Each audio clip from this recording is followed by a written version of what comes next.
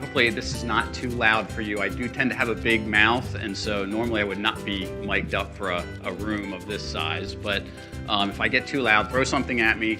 My style, was anyone in my session last year here? No? Okay. This is my second year at Missouri SHRM. I'm from Pennsylvania, so I had a little bit of a drive, or not drive, a little bit of a flight to get here yesterday, but I'm pleased to be back again. You folks were so accommodating and welcoming last year, so thank you for your Midwestern hospitality again. We're going to get right into it. We've got a lot to cover. I'm sure your brains are getting overflowed with information since this is the last day. But this is actually one of my favorite topics to talk about, how we get our employees aligned to our business goals.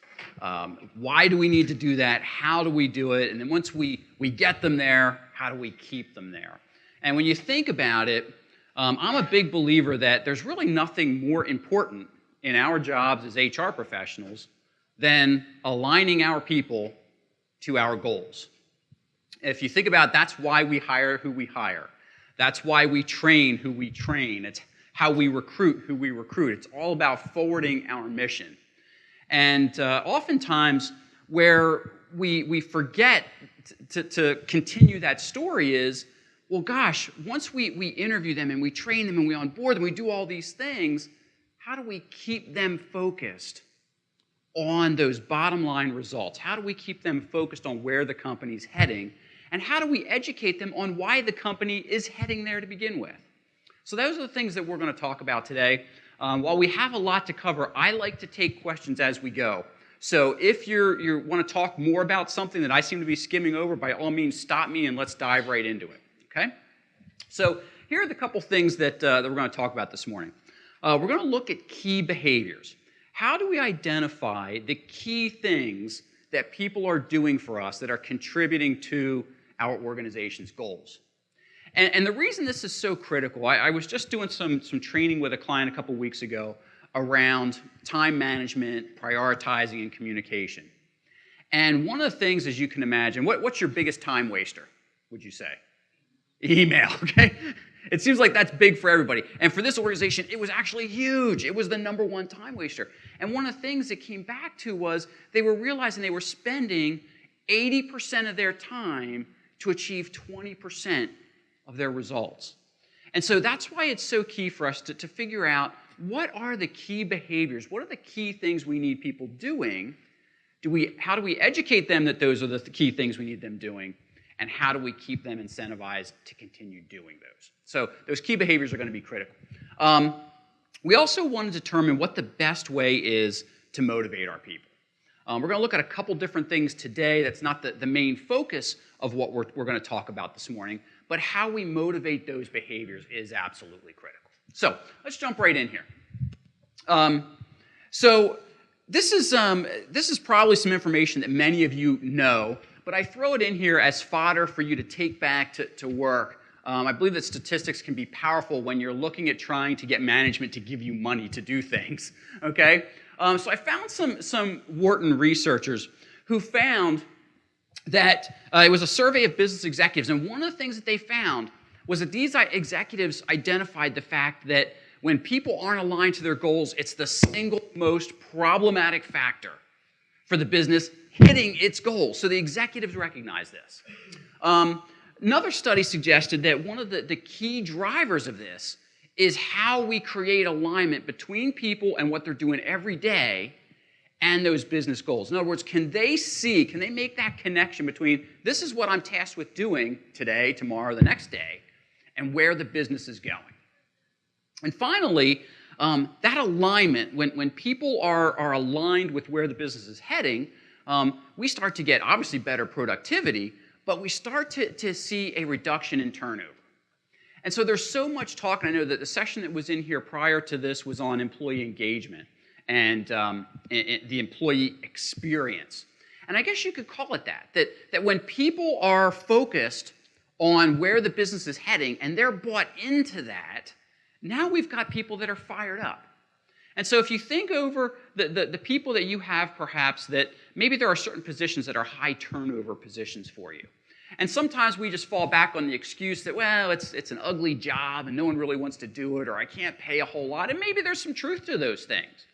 But I'd ask you for today's purposes is to step out of that belief for a moment and say to yourself, okay, is it because that position can't see its own alignment to where we're headed? Is there something more we need to do there? Okay, so open your minds up to that one for today.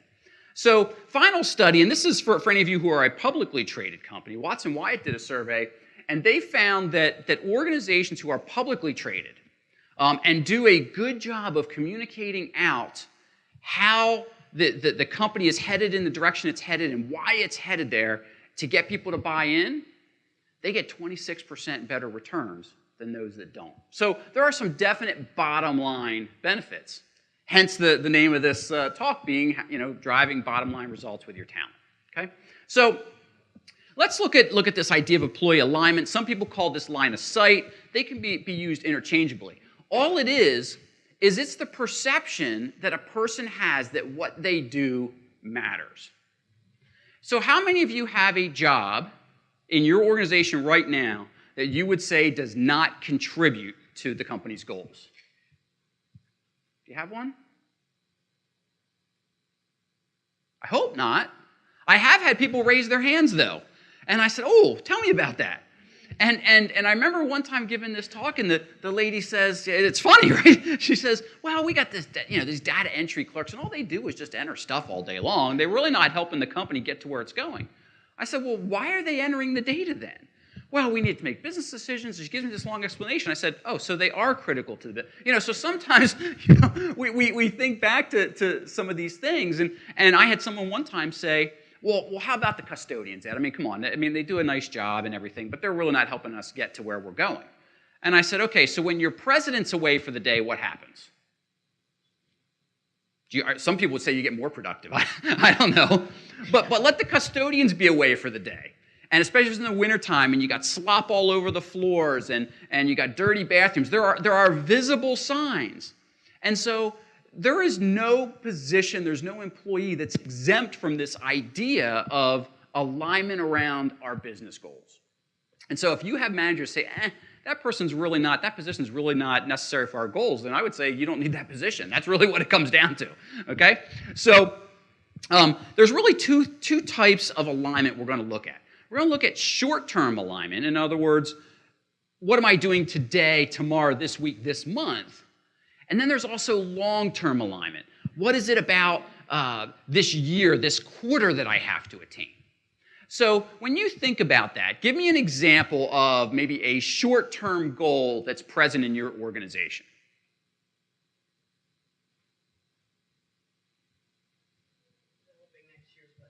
Okay, so that's a short-term thing, has to be done on a certain timeline, should be accurate, should be correct, zeros and commas in the proper places. Okay, so that's a short-term goal. We can give that to accounting, and we're going to need input from other departments, but say get this done by 10/1 or whatever the date is. Okay, so we can measure it by 10/1. We know whether it's been done or not. That's a good one.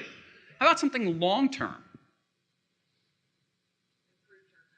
Improving turnover. So that's something that's more cyclical, something that we need to go through perhaps several quarters, a year, to see whether our initiatives are changing. So what's so key about this is oftentimes when folks are looking at how they communicate with their people regarding alignment, is they focus on one or the other. Which of these do you think employees are most receptive to? Short, absolutely, because it's that quick hit. If I'm a widget maker and you tell me I have to make 10 widgets today, at the end of the day, I know whether I made 10 widgets. Okay, great, I made 12, I'm getting a bonus, yay, I know that right now. Versus that long term, who likes the long term? Senior management. We like to see it out because we know that business can be cyclical, can be trendy. So we've got to balance both of those. We can't make one group happy to the exclusion of the other group. And oftentimes what we find is that the communication programs, if you think about how your organization communicates out its goals, I'm willing to bet it's communicated out primarily in terms of those long-term goals. We're going to capture more market share. We're going to work to get an acquisition. We're going to do all, and those are all grand things. They're great things. But think about your frontline employee and whether they can relate to what any of that means to their particular job. And so we'll look at that today, okay? Furthermore, if we take a look at it from this graph perspective, so when we think about where the employees have their control, it's at that individual or team level. They can see their results pretty quickly. You know, go back to maybe your college days and working on a group project, and you know within a week or two the prof turned around the grade, okay? So even in a small group setting, you get a turnaround pretty quickly. Versus, we get better measurement accuracy on what we're doing if we measure it out over the long term, and that's why management likes to see things over the long term. So here's an example. Let's say you're struggling with safety. You're having too many injuries. And so you implement a few new safety initiatives, some awareness training, what have you. You might see something hit pretty quickly. Would that be uncommon? No. Usually when we have a new initiative, there's a big splash. And because of that big splash, we get some pretty quick results. So if we stop there and we patted ourselves on the back, oh, okay, great, we did good. But the real measure is going to be out over the entire year or perhaps longer to see, okay, did this training, did this incentive, whatever we put in place, really impact our safety numbers and hopefully drive our workers' comp costs down? So again, we can marry both of these together. It's just in how we communicate it out. And that's what we're going to start with today, how we communicate it out. So ultimately, the shorter the line of sight, the more the individual likes it. The longer the line of sight, the more management likes it. But let me ask you, when you think about these two groups, think about your employees that have the most direct impact on your customer base. Who are they? What class of employees has the most impact on your customer base? I'm sorry? Front line. Okay, and what's that for you? Entry-level direct support professionals. Okay, direct support staff. So it sounds like maybe you're in a healthcare type of, okay, all right, great example. Anyone else? Yeah. We do aerial mapping for Okay. pilots because they're acquiring the imagery. Okay, so the pilots who are flying over and capturing imagery for their customers. So are your customers ever meeting the pilots? No. In your case, they are. So I want you to think about who is key in your organization, absolutely critical to you meeting your business goals. And do those people ever even see the customer? I'm willing to bet sometimes they don't. How many of you have had a UPS box delivered recently? I was going to say, come on, one person raise their hand. Yeah, okay. Not if you live at my house. They come every day. So who has the most impact on you getting your box on time? Nope, not the driver. That driver can only deliver what's on his or her truck that day. People that are usually the hungover college kids, like I was, going to work at 3 o'clock in the morning and schlepping the boxes into the brown trucks. If I mess up, you're not getting your box today. Doesn't matter what that driver's doing, okay? Yet, those people who make up about 2/3 of UPS's union workforce never once see a customer. Yet they solely control whether you get your box on time. Because if they don't put it on the right truck, especially if they put it on the wrong trailer and it goes to Idaho, you're really out of luck. And so when you think about that, how many people do you have that fall into that category that are doing mission critical stuff and never ever see the customer? Or how many of you have people who are doing mission critical stuff that are either temp or part-time employees? Okay, what kind of lines of work are you guys in? Banking, okay, so the teller experience, absolutely. Supply chain, so warehouse, getting stuff on the right trucks. What else? Manufacturing, okay, so I make my widgets and the customer's happy or not. Sir? Parks and Rec, okay? So when you think about that, and I'm willing to bet, are those positions some of your highest turnover positions? I know in banking, certainly, yeah. And so here we've got a position that's mission critical, and yeah, they're part-time, they're seasonal, they're temp, whatever, based on the needs of our business, and yet sometimes they're the forgotten bunch. And so we're going to take care of them today. We're not going to forget about them anymore, all right? So this shouldn't be a surprise that this whole idea of alignment, my ability to stay focused on the company's goals, increases the longer I've been at the company. So that's no surprise. The longer I've been there, I start to get a sense for what's happening. But we just said these lower level or newer employees who can drive our customer experience oftentimes have a very short line of sight. Because they're that maybe high school kid, college kid, they're that entry-level worker who, maybe they're just there for a paycheck, nothing wrong with that, but yet they're critical to our business goals and maybe they don't know how critical they are to our business goals. Here's something that's interesting. So a lot of companies, they like to do management training programs or rotation programs where people move through lots of different positions. And in theory, that sounds good. That if I allow people to move through some positions, then they can get a better feel for what's going on. However, the studies show that that doesn't necessarily link to better employee alignment. Why do you think that is? Because it would seem to not make sense. Any ideas? Yeah. They just don't have enough time to buy into that one position and learn the ins and outs. Exactly. So we put them in sales for 6 months to check the sales box off. And then we throw them over in finance to check that box off, or wherever it is that we're rotating them through. And we're checking these boxes, and they're getting a little bit of job experience, but it's not leading them to truly understand how that role is impacting the organization. So there's nothing wrong with these management rotation programs, provided we have them set up that these folks have to actually accomplish something while they're going through these management rotations, because otherwise we're not creating exactly what it is we want to create, which is a very holistic view of what makes our company tick. And then again, of course, you've got those forgotten part-timers and the temps who they're out there. They generally have no line of sight, and it's because we don't spend a lot of time talking to them because they're temps. They're going to be here for 6 months. Oh, they're a college kid. I'll hire them for 3 months till they go off to college, whatever.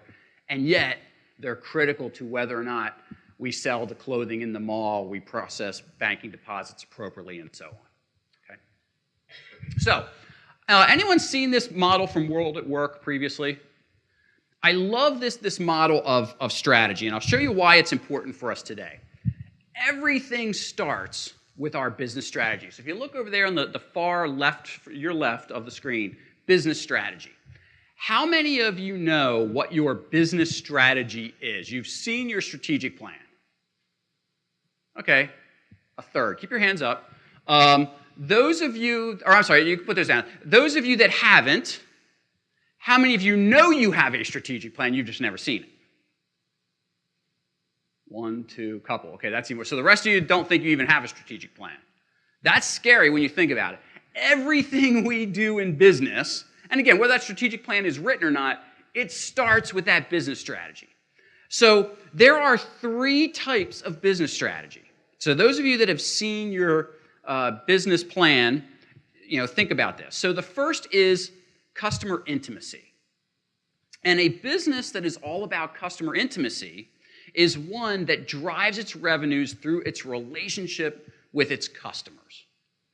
Now, some would say, oh, that's every business. No, we'll see that it's not. Give me an example of a customer intimacy organization that you yourselves patronize. Thank you. I was going to say, I'm looking around to see if there's any Starbucks cups. Starbucks. Is their coffee really any better than, I don't know, some other coffee joint? Some would argue it is. Most would just say it's the Starbucks. I heard a yeah in the back. Okay. Some would argue it is, but they put your name on the cup, and it's just the whole Starbucks vibe. It's all about customer intimacy. Yes, ma'am. Oh, they misspell it. Yeah. Mispronounce it. Yeah, all kinds of stuff. Exactly. It's easy to stick with, I don't know, Mr. Smith or something. They'd probably botch that. But the reality is, yeah, Starbucks is all about the customer experience. Any other ideas? Okay, Southwest. I don't hear that one as much anymore, but yeah, it's still, it's a low-fare airline. They like to joke around with you and the whole bit. So yeah, it's about the customer experience, okay? And so it's easy to see that type of business strategy when it's all about the customer. People usually can buy into that one. The next type of business strategy is operational excellence. So this type of company drives its value to its customers through how it runs its own business, how it delivers its products or services. Can anyone think of an organization that drives through operational excellence that you patronize? Wait, say that again? Mail? Mayo. As in, like... The Mayo hospitals, like healthcare. I thought you said mail as in, like, the U.S. Postal Service. And I'm like, let's talk, because... Mayo, okay, got it, yes. Okay, I would agree, although hold that thought for 1 minute for the third possibility. Thank you. Usually people curse at me. They find out I've worked at UPS and then they go, FedEx. I'm like, no. Yes, FedEx. How about another one, and y'all don't want to admit that you patronize this organization. I know you don't want to admit it, but you do, and they thrive on operational excellence. Thank you, Walmart. Yes. Yeah, they beat their vendors over the heads to get the best prices, but their logistics infrastructure was built by former UPS and FedEx engineers. And so, yes, that's part of how they drive their value is through operational excellence on the back end. So think about this for a moment. If you're trying to communicate that out to your people, and most employees would be on the bandwagon with customer intimacy, and now you're going to say to them, hey, the better we do our job inside our four walls, let's not focus on the customer. If we focus on this, that helps the customer. That's a harder leap from a communication standpoint for folks to make. Okay? The final type of business strategy is product or service leadership. In other words, these organizations are putting the best product or service on the market that money can buy, and people will spend good money for these products or services because they're the best. So, perhaps Mayo Clinics, you could see, okay? Who else? I guarantee at least 2/3 of you have their products on you right now. Apple, exactly. You're willing to spend a lot more for a phone, perhaps, than you need to, because it's Apple. And, so I am not an Apple guy. I know lots of people would never give up their Apple products, and that's fine. But that's an example of, one would argue that it's customer intimacy, but it's not. It's the product. And in their perception, it's the best product that money can buy, okay? What else is an example of product or service leadership? Name a class of companies. Yeah, please. Coach purses. Okay, I've never bought a Coach purse. I know what they are. Ladies, are they good purses? Okay, so if you're spending money on that, guys, sorry, I mean, I don't mean to be gender specific there. If guys have purses, Coach purses, I'm okay with that. Maybe you bought one for someone in your life. Maybe you bought one for yourself. Hey, it's all good. So it's worth the money is what you're saying. Okay, so, and they're what? And they're a lot of money, okay? How about all the drug companies? Okay, so product leadership. So think about that when you're looking at what your business is all about. Okay, maybe you've never talked about your business in those terms, but I guarantee that your executives have. Maybe they've never articulated it in those terms, but I guarantee you that all of you fall into one of those big categories. Now, you've got toes in the other two, absolutely. But one of those is your primary source of saying, yes, if we do this, that's how we drive our business. Here's why that's so key. If we go back to our model up here, and everything starts with that business strategy, what does it bleed into? The culture that develops out of that, and then our HR strategy, okay? And so how we develop the rest of this model comes out of that business strategy. How we reward our people with the 5 key areas of rewards, okay? That bleeds into our attraction, our motivation, our retention, okay? And out of that comes employee satisfaction. Here's how this ties into what we're talking about today. See the big gap right here? Notice everything else kind of flows through, and then we get this big gap. That's where employee alignment happens. And it's a big gap, because if we can do everything right up to that point, but if we don't communicate out our strategy in the proper way, we don't get the business performance and results that we want. So, when you go back, and obviously you've got these slides, And again, this is not my material. This is World at Work. And get on their website. You can find it there too. I love this model because I really believe that it encapsulates what we do as HR professionals, or what we should be focused on as HR professionals. Okay? So let's look at, I'm going to skip over a couple of these things because you have them in your slides and you know what they are. I want to get to the more meaty stuff here. Okay? So I want to talk about the 4 steps that we need to stay focused on in order to build alignment in our employees. So this is not a complicated process, but it's highly important, and it's one in which we have to really think long and hard about how it is that we're going to go down this road for our people. Okay? So the first step is our message. And that comes back to that business strategy. Have we ever communicated out our business strategy to our people in terms that they can understand? And I don't say that to mean that our people aren't smart people. I want you to think about it in terms of, can they understand it relative to their job? Do they understand, especially for those of you that have those non-forward-facing people, what's the message we're giving them about the criticality of their job? Does that warehouse worker know how critical it is that the box goes on the right shelf so that when the order picker comes, it eliminates the opportunity for error? Does the order picker know that when they pick that order, they should double check to make sure the part that they've picked is actually the one that should be in that bin, and so on? All those little pieces that we take for granted from an operations standpoint, but those are all areas where someone who's not focused on the message and the long-term goal, they can get lost pretty quickly in, I'm just doing my job and I'm not worried about what's happening. If the part's wrong, who cares? I'm just going to throw it in.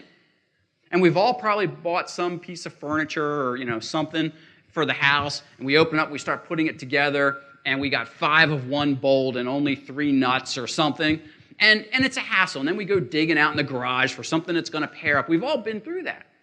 And yet, that's just someone in a warehouse who's not doing their job, not counting out simple nuts and bolts properly. Okay? Yet it has impacted our customer experience. And so, how do we communicate that out in a way that the folks, they understand it in terms of their job? Okay? And so one of the things that we can do is we can give employees a voice in developing that message. Because maybe we need to have more than one message. Maybe the message to your in-house warehouse people is different than the message to your sales staff. Because the sales staff has a different view of what they need to be doing for your customer than the in-house people who never see the customer. And this is where most times our employee alignment goals fail, because we like to develop one message. And why do we do that? Convenience. Thank you for being honest. What else? Trying to be consistent. And why? What does that do for us? So we say the same message and everyone hears the same message. And that's true. Everyone will hear the same message, but they don't process it the same way. They're processing it through their own sphere of experience with the organization. What is it that I do, and how does that connect into what I do? And so those are the dangers with one big communication going on. I'm not saying you don't do it, but we really have to think about whether that's the best way. Okay? And so these company-wide rollouts are problematic. I was doing some focus groups for a client whose employee opinion results had just tanked in their most recent survey. And through the course of these focus groups, I kept hearing that communication was a problem, which I didn't understand because all they kept talking about was all the different communication methods that the organization had. And I was beginning to believe that perhaps it was communication overload. But it came down to a few simple things. And so we took a little field trip out of the facilitation room. We went down to the employee cafeteria, and one of the folks said, Ed, take a look at this wall. And on the wall was every financial metric. This was a very open book company. This is a German-owned company. Guarantee you that you've got their products in your homes. You would know the name, so they should know better. But all their stuff is on the wall. And I'm looking like, yeah, there's all kinds of good stuff here. I mean, I can see financial, I can do all this stuff. He says, Ed, take a closer look at that. And so I did. And what was wrong with the financials that were posted on the wall? Okay, nobody understood them, but why? Okay, so there's some of that. You're getting there. You're actually getting there. It was in euros. It's a German company. So the plant manager would get up, she would have her town hall meetings and talk about we're up €1 million, we're down €1 million, we're this. Okay, so conceptually, up €1 million. That sounds really good. Yay for us, but what does that really mean? I don't know what today's conversion rate is. How good is up €1 million? How bad is down €500,000? I don't really know. Okay? That one little thing, think about that for a moment. And that resonated across, wasn't just the people in the warehouse, heck, R&D, sales, they're like, okay, well, I'm supposed to increase my sales revenue by $1 million, and now you're telling me we're up €1 million. Well, did I hit my goal or didn't I? I don't really know. Okay? So what about that in-house lingo that we all have? Does everyone in the organization understand our in-house lingo? Or are we using it sometimes, and there are folks, especially maybe our frontline folks or our newer folks, that have no idea what we're talking about? And we all have it. We've all got the acronyms and the things that's just part of our corporate speak. Okay? So after we craft the message, and after we've asked our employees for how they want to hear things, the next thing we have to do is we've got to look at leadership. And we've got to say, all right, leadership, are you guys willing to walk this talk? Are you guys willing to listen to what the employees have said in how they want to hear this information and prepare reports, the town hall meetings, whatever it is that's in your culture to do from a communication standpoint, and craft the message that way? And that's an important question to ask because it comes back to that convenience factor that was mentioned up here. It's convenient to just put together a memo and release it to everybody. It's harder work for us to say, okay, sales needs to hear it this way, warehousing needs to hear it this way, customer care needs to hear it this way. And we're not talking about drastically different messages, we're just talking about little tweaks to it so that folks can connect and say, okay, this makes sense. But what we're also talking about is management walking their own talk. So I think back to my time at UPS, and I ended up spending quite a number of years there. After graduation, I went into management there. And it used to be that you weren't allowed on the conveyor belts for obvious reasons. Okay, duh. However, it's convenient to walk on a conveyor belt. You can get from spot A to we do it in airports, don't we? We get on the people movers. It's essentially a conveyor belt. Okay, and so supervisors would get on these conveyor belts. Why? Because they could get from one end of the warehouse to the other really fast, and they could shout out directions all the way going, okay? Not safe, and they would yell at an employee if an employee tried to do that, but they would do it. What do you think it took for management to walk their own talk with regards to staying off of conveyor belts? Actually, no, thank God. It wasn't an accident. What's another thing that could have happened? Someone got fired, okay? A management person got fired for getting on that conveyor belt because finally we had a district manager come in that said, there's not going to be any more of this do as I say, not as I do garbage in our district anymore. And that's what it took. A leader who said, no, we are going to walk the talk that we're up here talking about so that our people can see that we are as bought into this message as we're asking them to be. We can do everything else we've talked about up until now. If we don't get that level of aha out of our leadership team, nothing's going anywhere. It's like everything else we try and do in HR, okay? Except this goes a little bit beyond asking for their support. We're asking for action. We're asking them to demonstrate what has to happen. I was out in a small machine shop, and I had reviewed this company's policies, procedures, and they had all the standard safety procedures that you would expect in a small machine shop, including you had to wear sturdy work shoes, not steel toes or anything, but sturdy work shoes, had to have eyewear on, they didn't need ear protection. And so I'm walking through this facility with the plant manager, and I keep seeing this one guy in sneakers. Now, these sneakers were obviously not steel-toed sneakers. They were just a typical running sneaker. And I'm like, what's up with this? So I finally asked the plant manager, what's up with a guy in the sneakers? He says, well, what do you mean? I said, well, I thought you had a policy on sturdy work shoes. He's like, we've never had any foot injuries. I said, cool. So we kept walking. Now, you guys don't know me, but I'm a bit of a smart aleck. And so I take my eyewear off. I put them inside my jacket. And we keep walking. And eventually this plant manager looks at me and says, Ed, I got to ask you to put your safety glasses back on. I said, why? What do you think he said? We have a policy on wearing your eyewear. To which I responded, ever had an eye injury? And he says, well, and then he stopped. Yes, I put my eyewear back on. I'm a good boy, okay? Point made. Why is it okay to enforce one policy and not another? And you guys deal with this garbage all the time, okay? What message is that sending to our people when we allow our management team to do those kinds of dumb things? Okay? We undermine one thing, we say safety's number one, and then we let people run around in sneakers when they're not supposed to. Hello? It undermines everything, in this case, safety-related, that we're trying to accomplish. Okay? So ultimately what we're talking about here is things have to be interactive. We ask employees how they want to hear it. We ask management if they're going to buy in, how do we pull those two together? Do we have a culture? And this is where you have to, if you like what you're hearing, you say, you know what? I love what that guy said at the conference, and I think this is something we got to work on. What you have to ask yourself is, what is my current culture? Do I have a culture of openness and trust? Any union employers in here? Couple? All right. It's a lot more difficult in a union environment in many cases, okay, because there's an inherent us versus them. This can happen in a union environment. I've seen it.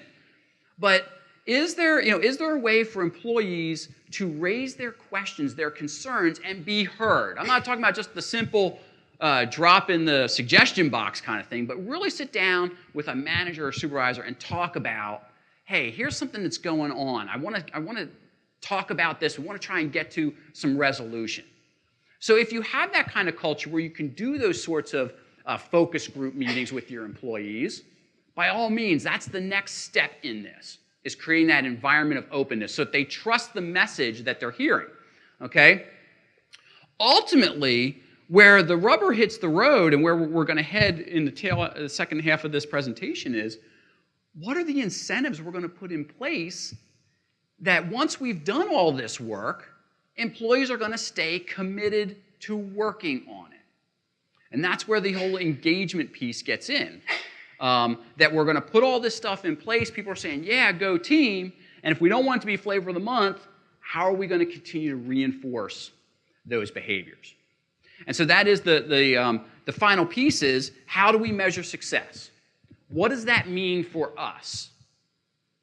Is it, where's my healthcare provider? Who said they had healthcare? Okay, so how do you measure, quote, success in the healthcare environment?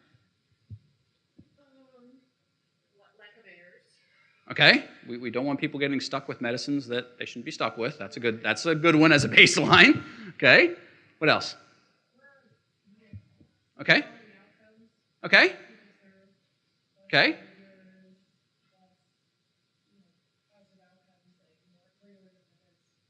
Okay. So in the mental health arena, people getting independence, getting healed from their issues, the reasons that brought them to this facility. Absolutely, that's a very baseline thing. What else can you be doing in healthcare? Some healthcare organizations do it. Patient satisfaction survey, sure. So is there a way, whatever your line of work is, what is the way that you measure your success? It's probably just not in bottom line results. It's probably a lot of other things that contribute to the bottom line. But the reality is, if we can't measure it and have a way to communicate it to our employees, we're dead in the water. So we've done all this work up until now getting this employee buy-in with our communication systems. Now we've got to tie that up with how we're going to measure performance. Not just their individual performance, but their group, our plant, our facility, the corporation as a whole, all those different levels. How are we going to measure that in terms that we can all come to an agreement with? Because remember, from early on, we said employees trust that short-term line of sight, management trusts the long-term line of sight. So our measurements have to blend both of those together. So, good friend of mine operates a lawn care and landscaping business. So on one hand, he can measure his guys and say, hey, you're out here and you've got to get these 5 commercial mowing jobs done. End of the day, he knows whether, provided the weather cooperates, he knows whether they got their 5 mowing jobs done. But what does that lead to? So his work team knows that they hit their goal for that day. But in terms of the larger business perspective, what does he have to stay focused on? Not how many lawns are mowed in a day, but during the season, okay? So how often are we mowing? So I don't know what your weather's been, but we've had a real kind of just crazy back and forth summer where it gets dry, and then it dumps for like a week. And then we get 3 weeks of dry, and then it dumps for a week. And so what ends up happening is, his guys will be idle for a week. So short term, the employer's saying, we're not mowing any lawns, we're not hitting our goals. But he's looking at how many lawns are mowed, how many sidewalks are shoveled in the winter, whatever it happens to be over the course of the season, over the course of the year to measure success. So we've got to be able to talk in both of those terms with our people, okay? And so ultimately, we're starting to talk about manager accountability. How do we hold our managers accountable to not only hitting their goals, but to helping their team hit their goals? I had a customer who was looking to do some succession planning. And one of the positions he wanted to start with was his director of R&D. And it was critical because this guy was the only guy in R&D. He had all the knowledge in his head, and he was the owner's first hire ever at the organization, so they had been working together for 30-some years. And he said, that position keeps me up at night, Ed, because God forbid something happens to that guy, my business is dead in the water. And I said, okay, we have to do something about this. So we ended up, putting a nice succession plan together, and the planets aligned. This business owner, just out of the blue, gets a resume from a recent Penn State graduate. On paper, this kid is exactly what he would have wanted as a protege for this guy. And I said, John, you have to hire this kid. You got to get him in now, and let's start, we can work this plan. This is a sign. He says, Ed, I agree. We're going to do this. The R&D manager refused to work with this kid. Okay, yeah, he was going, yep, okay. This R&D manager wasn't going anywhere anytime soon. It wasn't like he was retirement age. Why was he refusing to work with the kid? I'm sorry? Okay, replace him maybe for less money. There's that. What else? Doesn't have time. It's not my job. What else? Lessened his role and his level of importance. All legitimate concerns for this guy, to be sure. But the reality is the business imperative needed it. So how did we fix this guy into working with this kid? Any thoughts? Letting who become the expert? Yeah, but he didn't want that role. He didn't want it. He wanted no parts of working with this kid. What were you going to say? I would just explain how business critical it is. He knew. He knew. Make his bonus contingent. Okay. This guy's annual bonuses were about 30% of his salary. Okay. He's number 2 in the company. Okay. Number 2 in the company, worth every penny. We put 25% of that 30% at risk based on his ability to develop this guy. All of a sudden, oh, okay, guess I should work with this kid. Now, I'm not saying money works all the time, but the reality was we had the mechanism. We tweaked it, and that's how we got this guy's attention. So we've got to figure out how are we going to hold our managers accountable? What's going to work in our culture, in our organization, in a situation like that, where it's up to the management team, especially those frontline managers, to keep those employees on task and focusing on what really matters for our bottom line results. Okay?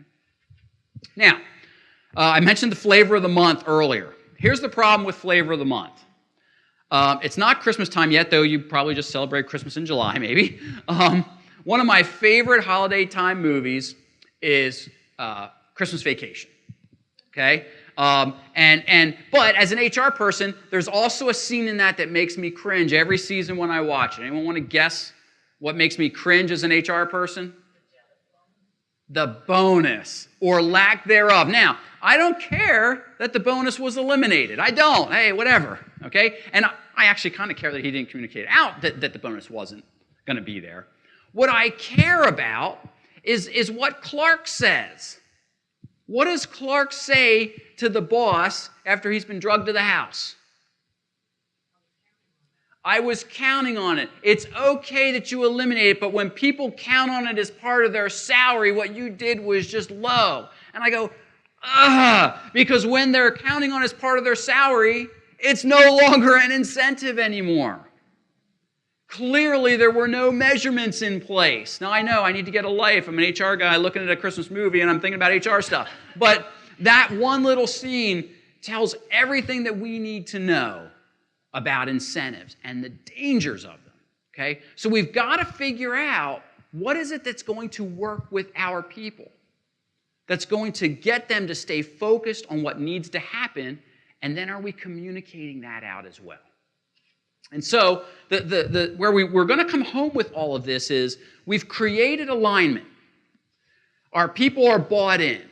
They're focused. The communication's in place. And those 4 steps we talked about, those aren't easy. I mean, if you think about your work group, some of you maybe are all under one facility. Maybe some of you are a nationwide or worldwide organization. You start to think about it from a cultural perspective, it gets very, very difficult to get everyone on point, on the same message, get all that moving. So though it's only 4, quote, easy steps, there's nothing easy about the implementation of this. And so this could take some time. And people always say, well, how much time? I don't know. Depends on how ready your organization is to change, okay, and how adaptive to change you might be. But the reality is, once we get those 4 steps in place, now we get what might even be the harder initiative, and that's that how do we keep our people motivated to working on those items, okay? And so ultimately, when you think about it, our whole employee relationship is super easy, is it not? We give someone a total rewards package that they value. They bring their full effort and attention to the job. It's easy on paper, okay? Getting the right total rewards mix, not so easy. Find the right person who's willing to show up every day, not that easy. But in theory, it's a pretty simple equation, okay? We offer our people something in exchange for their talent and time, okay? And if those 2 balance out, we get happy employees, we get long-term productive employees, all right? So when we get this, whose fault is that?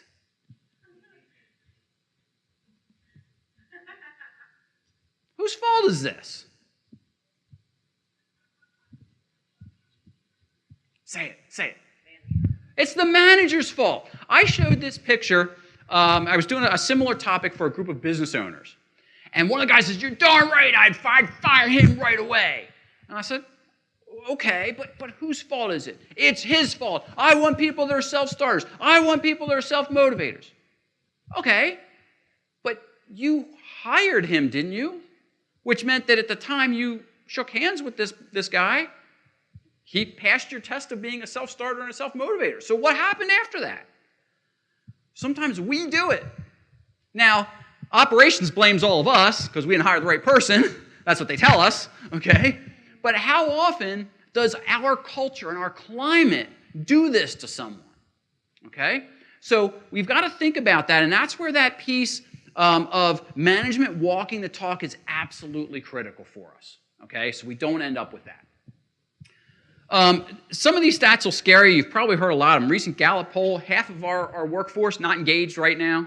That's problematic. We've got a third of our people are saying they want to leave in the next 12 months.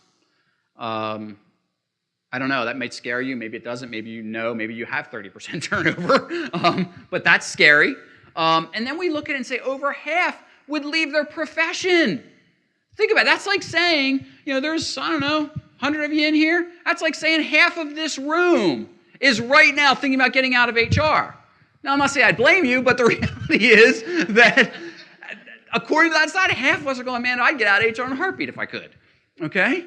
And so how scary is that depending on the nature of your business. One of my clients right now is a medium-sized machine shop. They thrive on hiring high-end CNC operators. These folks are hard to come by. And when you find a good one, you got to pay them. And so this organization, I mean, there's a trade school back home. I forget how many kids they graduate. But halfway through, these kids are spoken for and are coming out of a 2-year degree earning 60 and 70 grand. And every year there are more employers, not just more positions, there are more employers at their job fair than kids graduating. Now, they're graduating more than just CNC operators, but it's that whole tech thing, okay? And so those of you who are nodding, you're probably in that role. My point here is this. If half of your CNC operators or whatever is a hard, maybe it's engineering for you, hard to find positions, are thinking of leaving the profession, holy cow, okay? We've got to think about what can we be doing to keep this from happening. Because to me, that's the scariest of all of these stats. Because that means they're completely disillusioned with what they're doing, not just for you, but for how they're supporting themselves. And maybe it ties back into their experience with you, and maybe it doesn't, but that's a scary, scary stat for me. Now, here's a little fun. If you have the slides in front of you, don't look at them. I would like you to pick your top 3 of these. Let's go with the top 3. What are the top 3 things that motivate your people in your workplace from this list? Top 3. Go ahead and jot them down or something. They don't have to be in order, just top 3.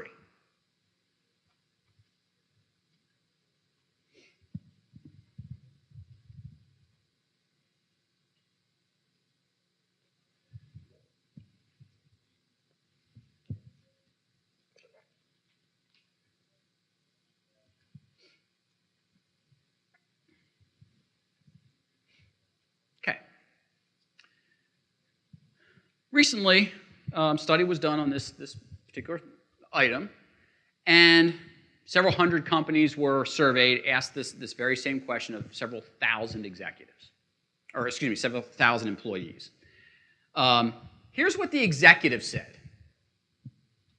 How many of you have at least one of the top 3 from this survey? Keep your hands up, at least one. Most of you, okay, have at least 2 of the top 3. Anyone pull off the trifecta? Couple of you, excellent. Don't break your arms patting yourselves on the back. Here's why. This is what the employees said in the exact same survey. Now, I've had people throw stuff at me. I've had people yelling at me over this slide. I don't care whether you think the employees are right or not. What is the message of this particular study? There's a huge disconnect. These are the same companies. So the management from these companies thinks one set of things, and employees from these companies think something completely different. I mean, I had a lady one time, I used this stat, and I remember she was sitting right up front. It's not you, but she was sitting right up front, and she starts yelling at me, everything I've ever read, people leave their management, they leave their supervisor. Where did you get those stats? I mean, she got almost hostile. I'm like, whoa, relax. Okay, let's just look at the message. It's just one survey. I'm not saying you need to go back and tell your boss, we got to get more benefits because this. No. What do we have to do? What is this telling us we have to do? Survey our people. Just talk to them. It's not hard. It's really not. I get asked all the time, Ed, I don't know what I should be doing for my people. We've tried this. We've tried that. We've tried. I'm like, I think there's one thing you haven't tried. What is it? Ask them. They say. I mean, I'll tell you, the amount of times I get the mouth open and the puppy dog, wow, never even thought of that. How often do we sit in boardrooms and we make decisions about what's best for our employees and we haven't even asked them what they want? It's like signing your kid up to go to medical school when, I don't know, they want to be a hairdresser. I mean, where's the disconnect there? What is it that we're not talking about? Something is not jiving there, okay? 5-minute warning. Good. We're in the home stretch. So here's the thing. It's not always about money, and here's why. There was a study done, and in the end of the slides are all my citations for these things, but where they looked at a bunch of incentive programs. And what they found is that the smallest pay raise you could give someone that actually mattered, 7%. When's the last time your company gave out 7% pay raises? I'm not talking bonuses, I'm talking pay raises. But think about that for a minute. Think about an average person, I'm a simple guy, $50,000 a year, and you give them 2% pay raise. What are they getting a year? Come on, do the math. $1,000, okay? But they don't get that all at once. They get it out over the course of a year, which really amounts to pepperoni on their pizza, okay? And then we wonder why. Well, we just spent all this money, and we don't get anything for it. Well, hello? Would you work for pepperoni? Probably not. But that's what we're asking our people to do. Now, I'm not advocating 7% either. All I'm saying is maybe how we're doing things needs to be reassessed. What if you took that same, you can only afford the 2%, but you gave it to them as a bonus? Gave it to them all at once instead of over the course of 52 weeks. So now, of course, I don't get $1,000 in my pocket because Uncle Sam's going to take his share. But maybe I get $750 in my pocket. And it's getting near Super Bowl time, and I go out and buy a big flat screen with it. And I tell all my buddies, hey, that was my work bonus. There seems to be a connection there, okay?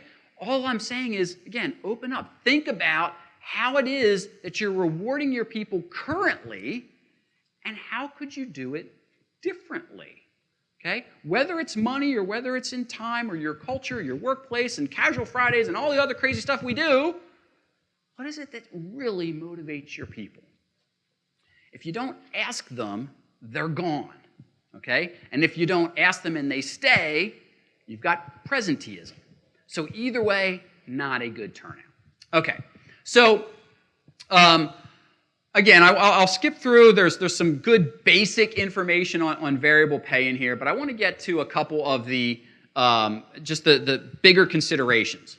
So when you're looking at how you reward your people, how much of their, whether it's pay or something else, you're going to put at risk, these are not hard and fast percentages. But what this is showing you is that the higher you go up, the more someone's pay or bonus structure should be based on actually hitting goals. When you go down the company ladder, it should be more focused on individual goals, because that's what the employees control. This is how you start to manage the long-term versus the short-term line of sight, how you start to blend those two together, okay? So notice, everyone up here has a little bit at stake with the company hitting its goals, everybody. Now let me ask you this. According to this model, if I was using these exact percentages, and I was an individual widget maker, and the company didn't hit its goals, but I hit my goals, do I get a bonus? I'm sorry? Yes. How many say no? Anyone say no? Everybody should be saying no. Why? Company didn't hit its goals. They probably can't afford it. Think about this for a second, gang. If you give me a bonus when the company didn't make any money, what are you reinforcing? My performance really didn't matter because the company didn't make money anyway. If the company doesn't hit its goals, nothing happens. Nothing happens. And I'll finish with one other story. And it's the perfect illustrator of this. Was working with a high-end cabinet manufacturer. When the recession of '08 hit, one of the first industries to go, of course, is construction, new home construction. So these guys were struggling. They'd been around a long time, so they were going to weather the storm, but they were struggling. And I'm talking, this was owned by three brothers. I'm talking to the brothers, and we're talking about how production's down, performance is down, all these measures are down, everything's horrible. And then we start talking about how they've got this incredible profit-sharing plan. I mean, like, sign me up to work there, it was that good, okay? And I said, what's the qualifier for your incentive plan? And they said, attendance. I said, wait a minute. So you're basing your profit-sharing payouts on attendance? Oh, yeah. I said, okay, well, what percentage of people get it every year? They said, about 98% of our workforce. I'm like, dang. And then as we're walking around, though, oh, well, she had a flat tire, I didn't dock her. And, oh, her kid was sick, I didn't dock her. And I'm like, okay, so wait a minute here. You guys aren't making any money. You're making excuses. You're creating the Clark Griswold handout is what you're doing. And then you're wondering why you've got no productivity. They had a lot of other issues going on. So what I want you to think about, my parting shot, is this. Whenever you start playing with these things, think about, number one, how is it going to impact my attraction, retention, and motivation? But is it going to motivate in the wrong way?